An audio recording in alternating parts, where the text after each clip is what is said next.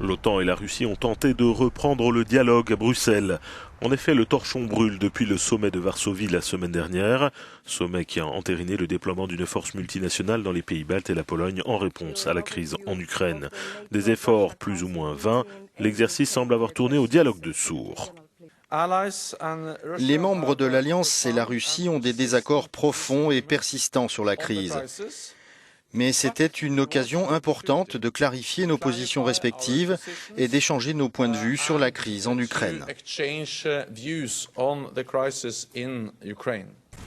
Vladimir Poutine a accusé l'OTAN de vouloir entraîner son pays dans une course aux armements et de rompre l'équilibre militaire en vigueur en Europe depuis la chute de l'Union soviétique. Écoutez son ambassadeur. Il n'y a aucune raison de développer de telles activités militaires de la part de l'OTAN.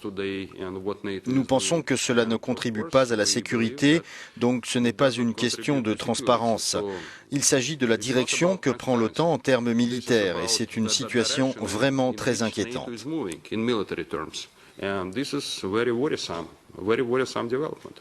La crise en Ukraine inquiète les anciens pays du bloc soviétique ayant rejoint l'OTAN quant à leur propre intégrité territoriale.